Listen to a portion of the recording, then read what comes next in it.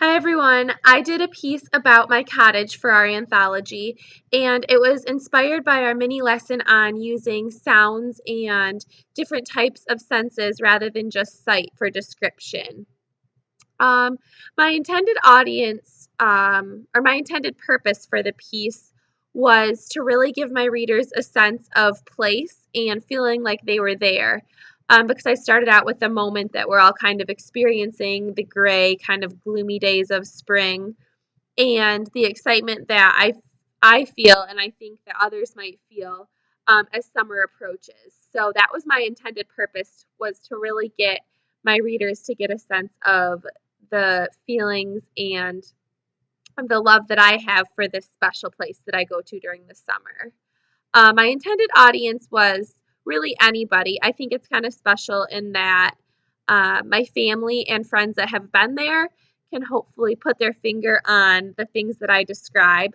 But I also tried to describe them so vividly that someone that's never been could perhaps imagine the things that I was talking about.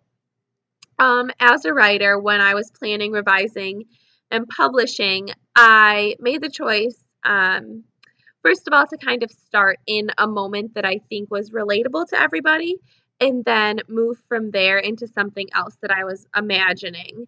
So, almost like when we're teaching, how you kind of start with what you know and you make a connection with your students, I tried to make a connection with my readers and then to use that to kind of bring them to what I wanted to really say in the piece. From the process of participating in a writing workshop, it was kind of fun to feel like a elementary student again in that way.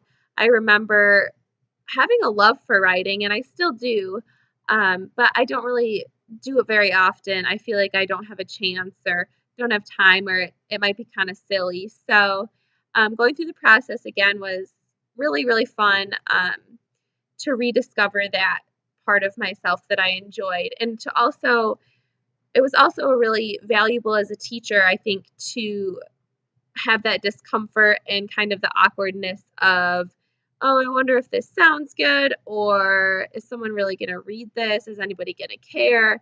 Will it sound silly?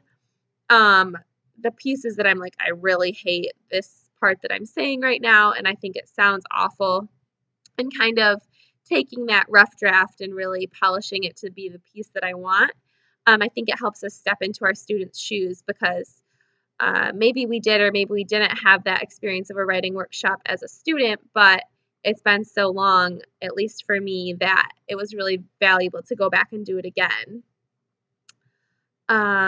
Participating in particularly the drafting, revising, editing, and publishing part of the process was important because sometimes when I write now, you're rushing to get something done for class for a deadline, or you don't really put a lot of thought into it.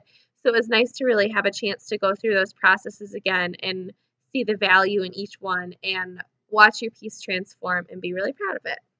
So that is all about my writing piece and experience as a writing workshop participant and teacher.